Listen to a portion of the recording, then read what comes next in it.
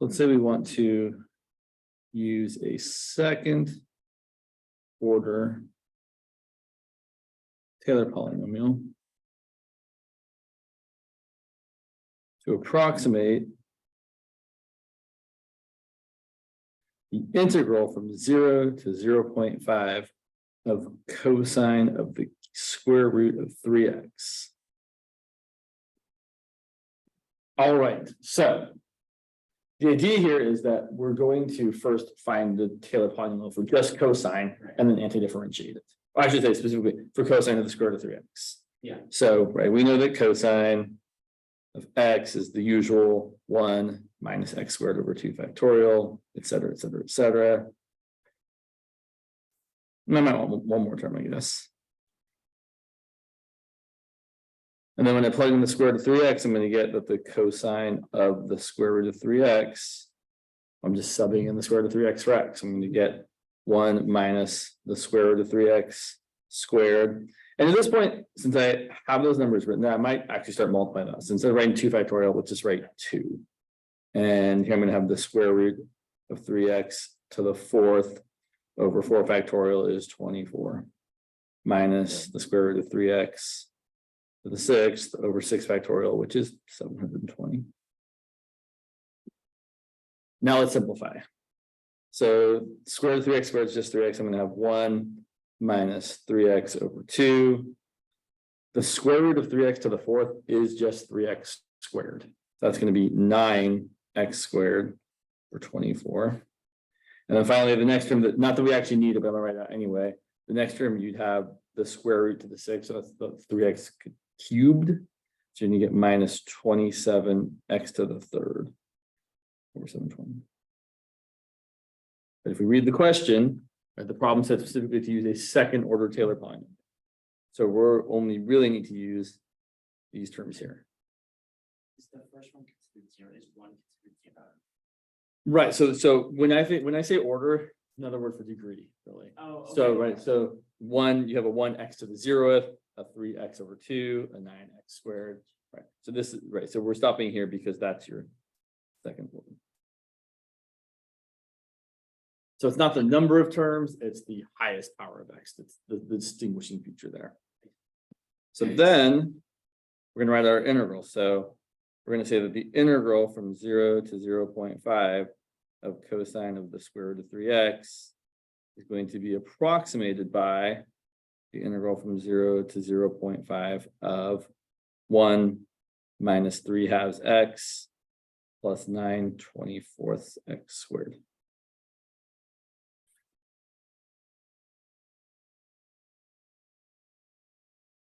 And because I know I'm going to ask a question about error in a moment, I'm also going to look at the next term as well, just to see what that would be. So just thinking about what the additional term that I'm not using would be, that would be my minus 27 x to the 7. Interesting. That's an error there for sure. Right. So minus 27 x to the 3rd over 720. Okay.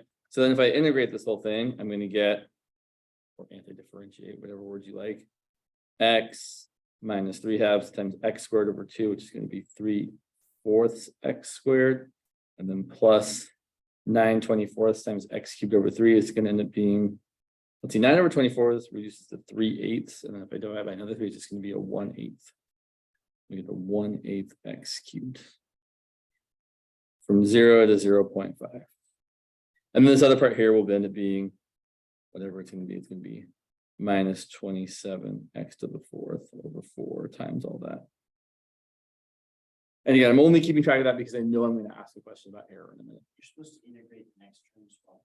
No. So again, the reason I'm looking at this here is because I know I'm about to ask a question about it. But no, generally this is not something we do.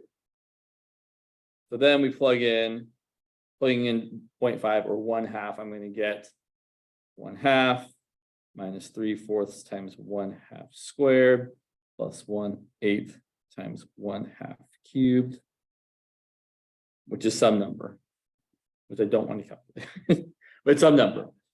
and minus and then plugging in 0 to get -0, right? Because that's the 1/2 and then -0.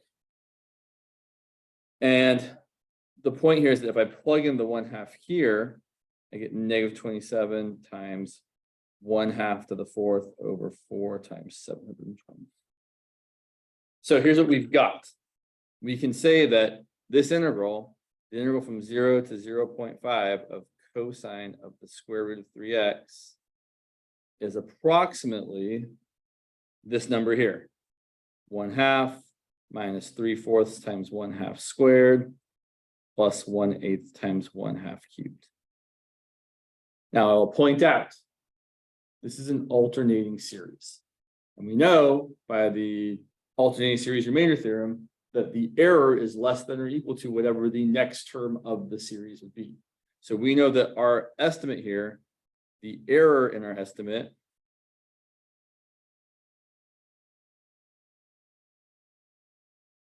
is less than or equal to the next term, or I should say the absolute value of the next term. It's the absolute value of -27 times 1/2 to the 4th over 4 times 720. It's kind of cool.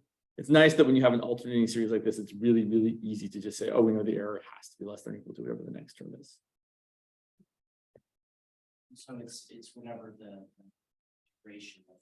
Right. And so I will point out, and people might quibble about a thing. So the question was to use a second order polynomial to approximate this integral. Now, you might argue that we only needed the first couple terms here, literally the first two, because maybe we're saying second order after we've done the integration, and I don't have a good bead on which one we're actually supposed to, what we should be saying. It's usually the question probably isn't actually phrased this way, to be honest. Like I think, in fact, let me grab it here.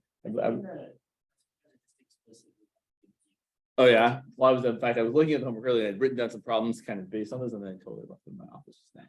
But let me just grab it real quick because it's not hard to do. Logging into Canvas is a pain sometimes.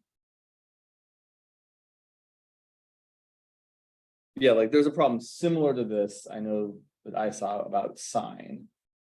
I feel like it might be worth looking at that for a second.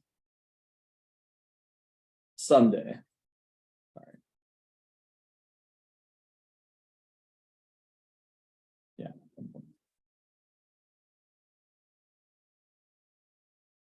One.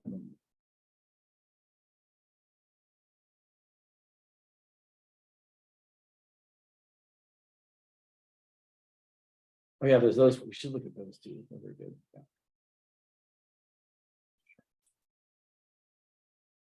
So like, for example, there's a homework question, and I'll make up something similar.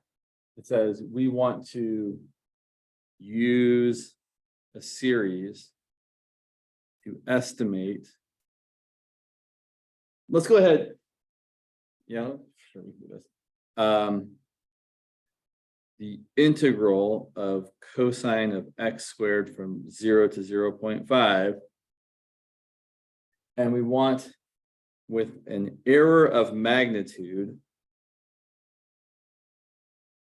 less than 10 to the -5th.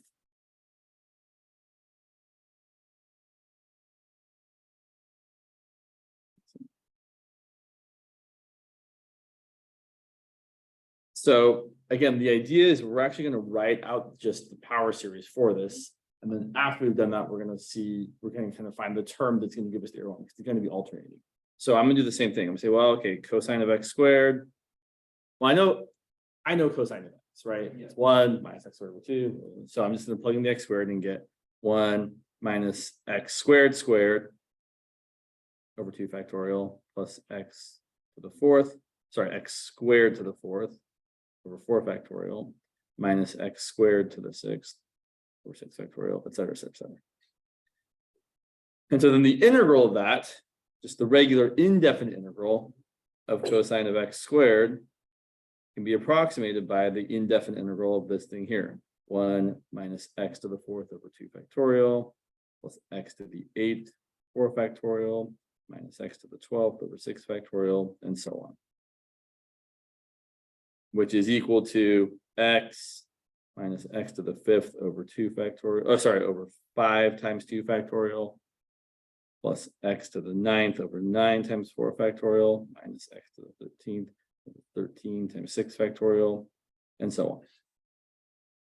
And then if we were going to find the definite interval from 0 to 0.5, to 0 to 0.5 of cosine of x squared is just going to be this whole expression with those limits of integration plugged in. So check this out. We've got x minus x to the 5th over 5 times 2 factorial. You could certainly write out like the formula for this. It's not hard to do. It's just not necessary. But we can talk about it in a second because I think it might be worth mentioning. From 0 to 0.5. And when I plug this in, I'm just going to get the 0.5 because the 0 part's just all going to go away. So I'm going to end up getting 0.5 minus 0.5 to the 5th over 5 times 2 factorial plus 0.5 to the 9th over 9 times 4 factorial, et cetera, et cetera, et cetera. Now the question is, which of these terms, basically, where can I stop? Because I want my error to be less than 10 to the negative 5th. So once, whichever term is that, that's going to be, I want all the previous terms, right? Because it's alternating, right? I can only really do this kind of nice thing because my answer is an alternating series. So it's probably not the first one. It could be the second one, but I don't know. Let's check and see. So if I do 0.5 to the 5th divided by 5 times 2, which is 10. Nope, definitely not. So this is about 0.003. Certainly not less than 10 to the negative 5th. So look at the next term. This is probably going to be it. 0.5 to the 9th divided by 9 times 24. It might not be though. Let's see, it's 9 times 10 to the negative 6th approximately, which that works, yeah. So our approximation here should be just these first two terms. So we would say that this integral is approximately 0.5 minus 0.5 to the 5th over 5 times 2 factorial, which ends up being actually equal to 0.5 minus 0.03125.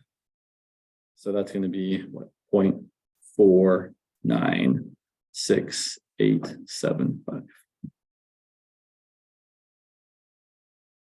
Interesting, I suppose. Maybe not. Interesting, maybe.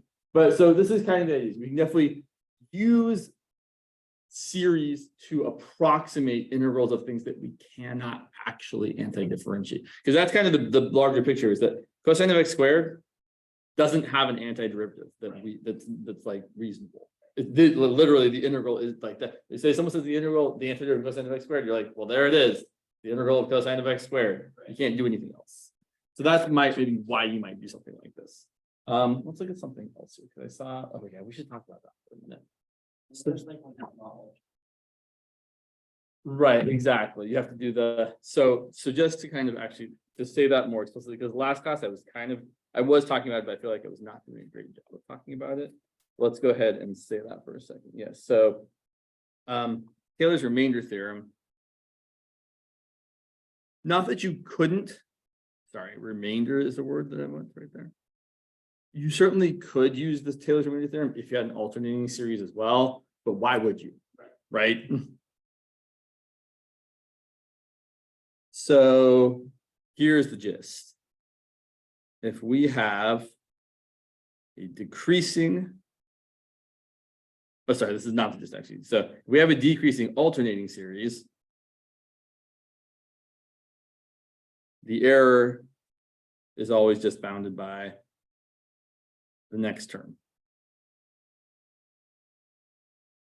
So as we've seen, the remainder Rn. It's funny, sometimes people say remainder, sometimes people say error. We mean the same thing, it's just a different ways of thinking about it. the remainder or the absolute value of the remainder is always less than or equal to the absolute value of whatever the next term is. Alternate, that's the alternating series. So this is the alternating series, just for contrast. Alternating series remainder. But as I'm sure you're aware, not every series is alternating. And so for non-alternating series,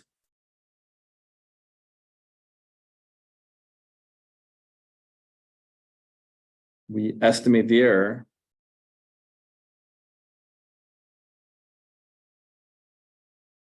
of the remainder by the following. The remainder of the error is less than or equal to the next derivative of your function you're estimating at some z times x minus c to the n plus 1, all divided by n plus 1 factorial. Where a couple things are true. C is the center. X is the value that you're actually trying to estimate this thing at. And z is between x and c.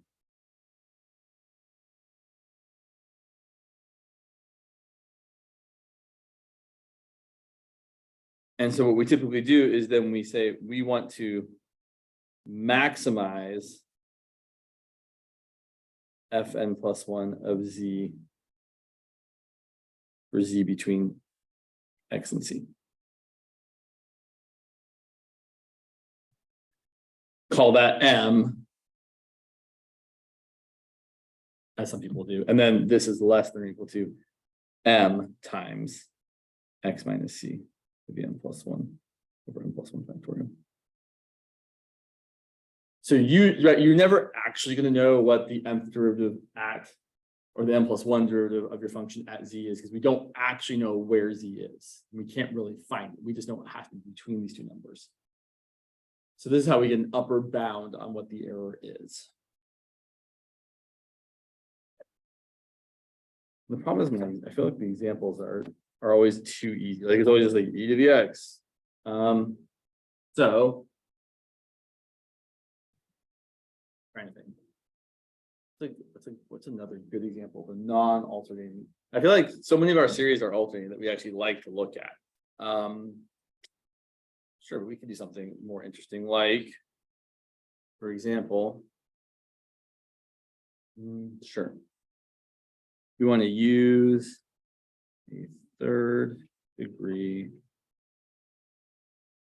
Taylor polynomial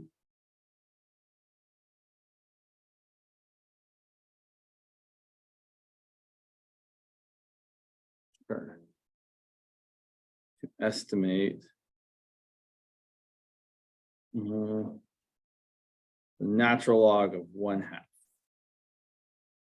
Okay, so we're going to write a Taylor series for the natural log of something. I usually like to pick either the natural log of 1 plus x or the natural log of 1 minus x. I'm going to do 1 minus x because I know that one's not alternating. It's going to kind of force us to use this theorem. And then we'll also talk about the error and estimate for.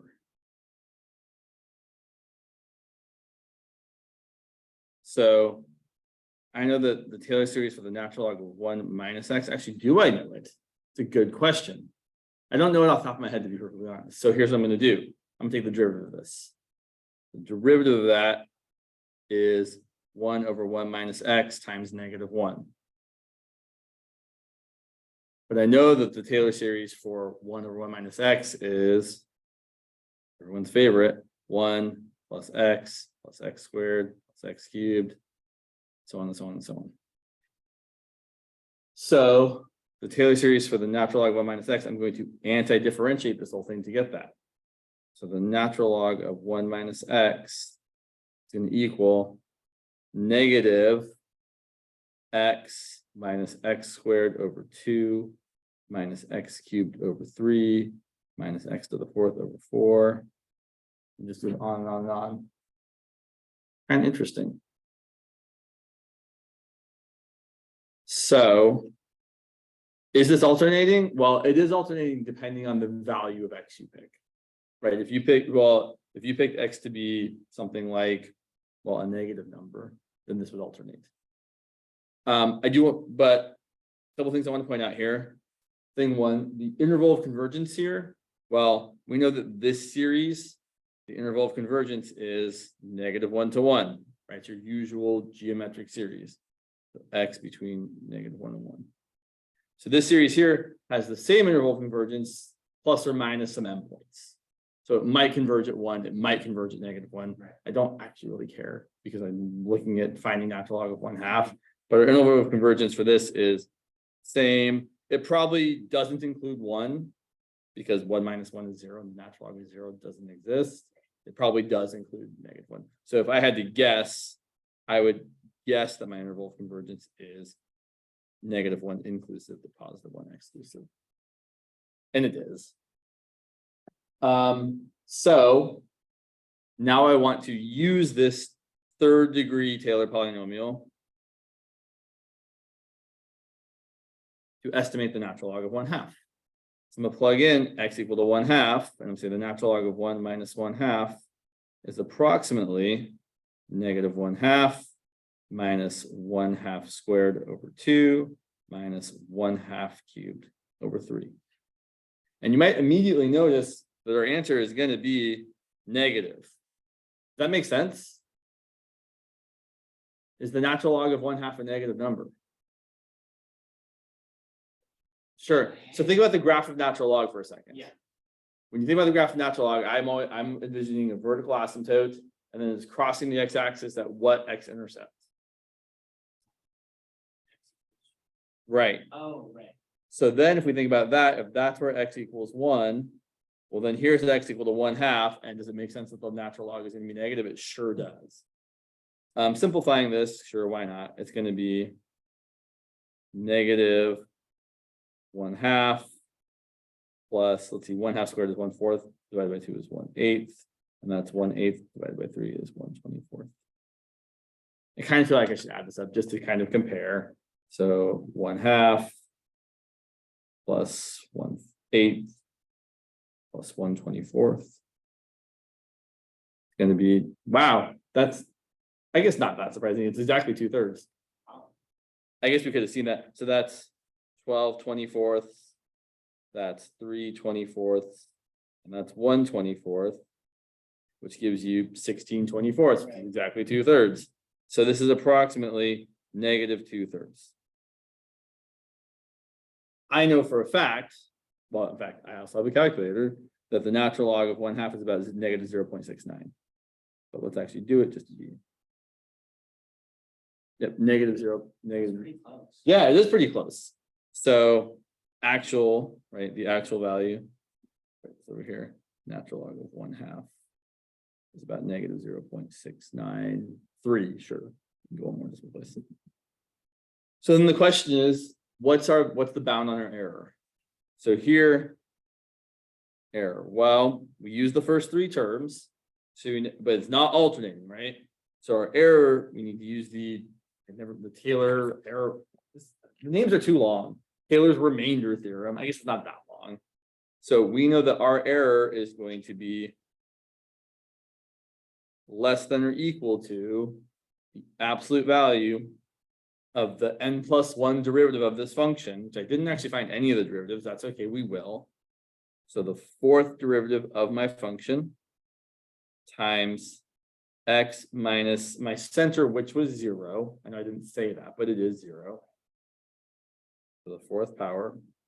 Oh, and I guess I'm going to end up plugging in x equal to 1/2 because that's the actual value I'm using, divided by n+1 factorial.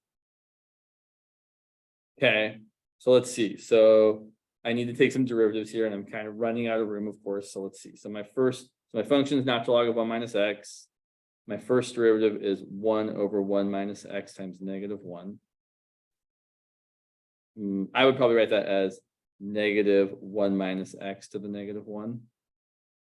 My second derivative is going to be -1 minus x to the -2nd. My third derivative is going to be -2 times 1 minus x to the -3rd. It keeps staying negative because the negative's coming down, but then the negative from the chain rule as well. And then finally, my fourth derivative is going to be -6 times 1 minus x to the -4th. But then when I plug in the 0 for x, but I don't get to I'm thinking the other thing. I'm not finding the Taylor expansion. I'm doing the thing where I'm finding the largest value this could be. So here is my fourth derivative. It's equal to -6 over 1 minus x to the 4th. If I take the absolute value of that, I want this to be as large as possible. For value, I should have said z, but I used x. For x between my center, which is 0, and the value I'm plugging in, which is 1/2. So what value of x is going to make that the largest? What value is going to make that the largest? That's a good question. So to be large, we want the denominator to be small, right? So actually, I was hoping this would be 0, but I think it's going to be plugging in 1/2, right? Yeah. So basically, and this is how it often works out. It is often true that the thing you have that you're trying to maximize is an increasing or decreasing function. So you can typically just pick an endpoint and be like, well, that's where it's going to be the biggest. Here, if I plug in 0, I get 1 minus 0, which is 1. 6 divided by that is going to be 6. Whereas if I plug in 1/2, 1 minus 1/2 is 1/2. 1/2 to the 4th is 1/16, and 16 times 6 is 96. So I think we have to go with 96. So this is less than or equal to 96 times x, which is 1/2 minus 0 to the 4th over 4 factorial. That's actually not going to be too terrible. This surprisingly works out very. What 96 divided by 24 is 4. Kind of funny, but it's probably not actually coincidental at all. So and then 1/2 to the 4th is 1/16, so you get 4 times 1/16, so you get 1/4. So again, we're not saying that our error is 1/4 because it's certainly not, but this is the maximum bound on our error. We're saying if we do this estimate, you're going to be assured to be within 0.25 of the actual value. You're usually a lot closer than your maximum error could be, but that's the gist. Good. Yeah. There was a couple other things I saw that I thought were interesting here. Yeah. So we should talk, I think, about briefly here, because it's kind of the last Taylor series that I think is one that's kind of you're expected to know about. It's the binomial series, which definitely is coming up in the first and second questions in this most recent homework assignments. I will frankly admit I've never memorized this series. It's just not one that ever sticks in my mind. I don't know why. No, I do. It's just I'm lazy. That's why I've never bothered to memorize it but so let's go ahead and find the first 4 terms for the Maclaurin series for f of x equal to 1 plus x to some power p. Where p could be any number that is not 0, because 0 would not be very exciting, but anything else would be interesting. So, okay, well, I'm going to do the usual thing. First, I'm going to say, well, I know that my Maclaurin series is just going to be f of 0 plus f prime of 0 times x minus 0 for the first over 1 factorial plus f double prime of 0 times, I don't really need to write x minus 0, but oh well, I did. And then f triple prime of 0 times x minus 0 to the 3rd, 3 factorial. Those are the first 4 terms of my Maclaurin series for this. So let's find the things. So f of x is 1 plus x to the p power. The first derivative is going to be p times 1 plus x to the p minus 1 power. The second derivative is going to be p times p minus 1 times 1 plus x to the p minus 2, and so on. My third derivative is going to be p times p minus 1 times p minus 2 times 1 plus x to the p minus 3. And it's worth noting that when you plug in your center here, plugging in 0, f of 0 is just 1. F prime of 0 is going to be just P times 1. F double prime of 0 is just P times P minus 1. F triple prime of 0 is just P times P minus 1 times P minus 2. And every subsequent term, you're just getting the next lesser value. I don't want to say integer because P doesn't have to be an integer, but it often is. So here, if I want to start writing out my first 4 terms, I'm going to get that 1 plus x to the P is equal to 1 plus P times x plus P times P minus 1 over 2 factorial times x squared plus P times P minus 1 times P minus 2 over 3 factorial times x cubed. And that's kind of the basic pattern, is if you're going to find the Maclaurin series or the Taylor expansion for a binomial series like this, you just keep going. The next term would be P times P minus 1 times P minus 2 times P minus 3 over 4 factorial times x to the 4th, and so on and so on and so on. The nice thing about this, though, is you can use this to find a series for basically 1 plus anything to any power. So, for example, what is the Maclaurin series for, say, I don't know, f of x equal to the square root of 1 plus x to the 3rd? Well, great. This just looks like 1 plus something to the 1/2 power. And if I look back here, well, I know how to deal with that. 1 plus something to a power, I'm just going to get that f of x is equal to, well, first I'm going to get 1. And then I'm going to get my power, which is 1/2 times x, but it's not x, it's x cubed. And then my next term is going to be 1/2 times 1/2 minus 1 times x, divided by 2 factorial times x cubed squared. My next term is going to be 1/2 times 1/2 minus 1 times 1/2 minus 2 over 3 factorial times x cubed. And it just goes on and on and on. There isn't really a nice like sigma notation for this. I mean, you can, but it's just, you're just kind of throwing this whole garbage into the formula, and it's not very pleasant to write out, but we could do it. We could then, sure. Yeah. I'm trying to think if there's anything else worthwhile to say here. You could just like before, we could use this to estimate the value of this. So for example, maybe I want to estimate the integral from 0 to 1 of the square root of 1 plus x cubed. Well, I'll point out once again, here's a function we can't differentiate. So I'm going to estimate this using the first 4 terms, because that's how many I wrote. So it's going to be approximately the integral from 0 to 1. Well, I've got 1 plus x cubed over 2. I'm going to start simplifying these things just to make my life a little easier. 1/2 times negative 1/2 is negative 1/4, divided by 2 is negative 1/8. Yeah. And then x cubed squared is x to the 6th. And here you've got 1/2 times negative 1/2 times negative 3/2. That's going to be positive 3/8 over 6. So what? 3 over 48 reduces to 1/16. I think. Let's check. 1/2 times negative 1/2 times negative 3/2 is 3 over 8.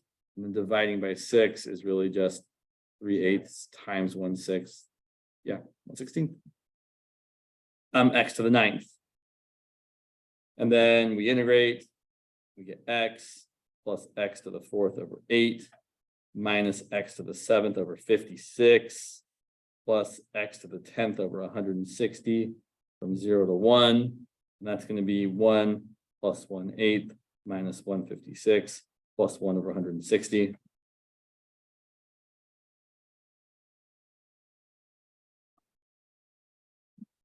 I don't know if I agree with that statement there. Yeah. Error. So here's a good question. Even though it doesn't look like it, at least from the first four terms. Looking at this, I was like, this doesn't look like it's alternating to me. But if you ignore the first term, then maybe we can say it is. So let me ask you, for the next term I get, are we going to change signs? Well, the next coefficient is going to be 1/2 times 1/2 minus 1 times 1/2 minus 2 times 1/2 minus 3. right, which is another negative thing. So it is going to alternate. So after the first term, yeah, this is an alternating series. So we can say that the error by the alternating series remainder theorem, or whatever it is called, should be less than or equal to whatever the next term is. Which I guess I should find. So the next term would have been 1/2 times negative 1/2 times negative 3/2 times negative 5/2 times, it doesn't really matter. Well, it does matter a little bit because the power on x that we then have to end. So it would have been x to the third to the fourth, which is x to the 12th over over 4 factorial. And then we would have anti-differentiated that. So we would have gotten, oh my gosh, okay. So let's see. 1 times 3 times 5 is 15. It's negative 15, not that the sign really matters. 2 to the 4th is 16 divided by 24. And then also the x to the 13th over 13. And then we plug in 1 and 0. This x wouldn't matter. So this should be less than or equal to the absolute value of negative 15 over 16 times 24 times 13. Interesting. Yeah, it's interesting, I think. It's not uninteresting, I guess. All right, let's look at one more thing, because I saw one more thing that really caught my eye here. Which was, where'd you go? Yeah, I like this question. Maybe two more things. So this question is, use a series to evaluate this limit. Limit x goes to 0, e to the, I can make it a little, I don't need to make it super interesting. I'm always trying to let's make it more fun. No, let's just be just calm down over 8x squared. So clearly, maybe not clearly, you could totally not use the series to do this. I will just point out. One option here would just be to use L'Hopital's rule. You've got a 0 over 0 type of limit. And so just as a side note here, if we use L'Hopital's rule, we should get the limit as x goes to 0, derivative e to the x is e to the x, derivative of 1 is 0, derivative of x is 1, and then derivative of 8x squared is 16x. Oh, you do have to use L'Hopital's rule again, because it's still 0 over 0. If the limit as x goes to 0, derivative e to the x is e to the x, derivative of 16x is 16, and so you end up getting 1 over 16. Totally fine, normal way of doing it. Or we could say, well, we don't need to use L'Hopital's rule, because e to the x is, in this expansion, 1 plus x squared over 2 factorial, x cubed over 3 factorial, and so on and so on and so on, minus 1 plus x all over 8x squared. The 1 and the x cancel, that's why we subtracted them. So then we're getting, the limit as x goes to 0 of x squared over 2 plus x cubed over 3 factorial plus x to the 4th over 4 factorial, et cetera, et cetera, et cetera. All divided by 8x squared. But then if we divide each of these terms by x squared, we've got the limit x goes to 0 of 1/2 plus x over 3 factorial plus x squared over 4 factorial, and so on, all divided by 8. And then if we let x go to 0, every term except for the first term is going to go to 0. And so we end up getting 1/2 divided by 8, which is 1/16. It is nice to see that either way you do it, you still get the same answer, which should always be true with limits, right? Shouldn't matter which way you evaluate the limit. If you're getting an answer, you should get the same answer. Yeah, I like this question. It's a good one. Like I had another one over here that was kind of similar. Oh, I know what I saw. Here's a weird one, I think. And yeah, this is here's a question that's similar-ish to, where'd you go? One sec. Sorry, I saw one on your homework that I was like, that question is bonkers. No. Thought I did. Maybe I'm just losing my mind.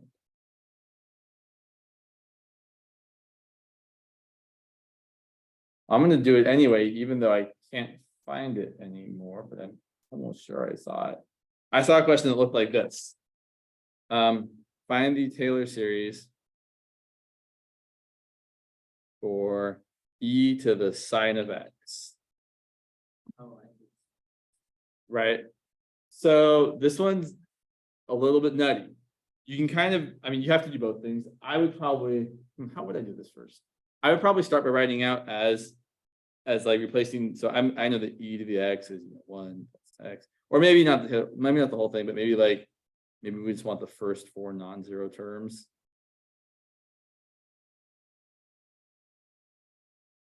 X squared over 2 factorial, so on, so on. And then replace each x with sine. So e to the sine of x is equal to 1 plus sine of x plus sine of x squared over 2 factorial plus sine of x cubed with 3 factorial. And then replace each sine of x with its Maclaurin series. So here's where things get really messy. This is 1 plus, okay, the Maclaurin series for sine is x minus x cubed over 3 factorial, plus x to the 5th over 5 factorial, etc. And then that whole thing squared.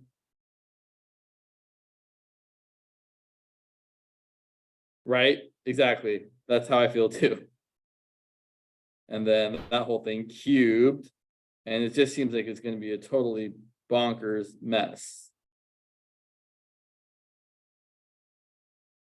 Not as bad as it looks, though, if we remind ourselves that we're only trying to find the first 4 non-zero terms. So I can definitely see the first non-zero term. It's 1.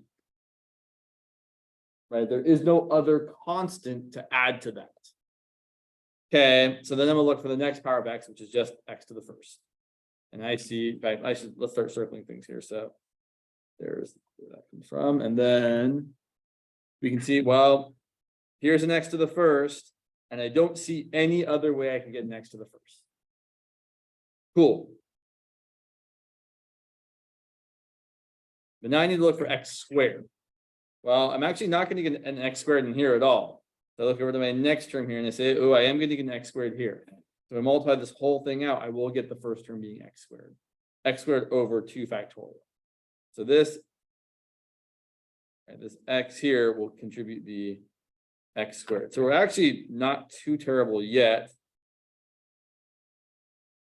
X cubed is where things are going to get a little bit terrible, I think. Maybe not. Maybe we saved ourselves some pain here. So looking into x cubed, well, I can see that I definitely have the minus x cubed over 3 factorial. I don't get anything from here because if you square this out, your first term is going to be x squared and your next term is going to be x times x cubed, which is x to the 4th. But you will get something from here. When you multiply this out, your first term will be an x cubed. Now, here's the bad news. You're exactly going to get plus x cubed over 3 factorial. Right? Well, because it exactly cancels that out. And so if I said the first 4 non-zero terms, well, I got to go one more at least. So then I have to look at x to the 4th. Okay, so for x to the 4th, I get nothing from this first part. Oh, so I am going to need the next term. So the next one's going to, the next one's going to be, like x plus stuff to the 4th all over 4 factorial. I'm going to need that one too. So from here, I will get something because I'll have, oh boy, yeah. So let's see. I'll have an x times a negative x cubed over 3 factorial twice. So I'll have a 2 times negative x to the 4th over 3 factorial divided by 2 factorial. That's from this part here. From here, I won't get an x to the fourth. Because you have, x minus x cubed over 3 times another x minus x cubed over 3 times another x minus x cubed over 3, right? You can either get an x cubed as your lowest term, and the next lowest power of x you can get is an x times an x times an x cubed, which is an x to the fifth.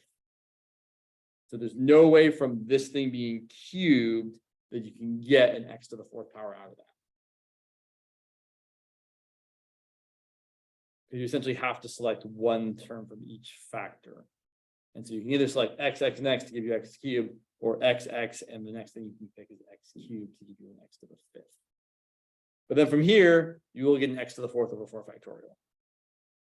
What's the second x factorial in the when you get Here? Yeah. Oh, sure. So when you multiply this up, so yeah, so when you x minus x cubed over 3 factorial plus x to the fifth over 5 factorial times the same thing.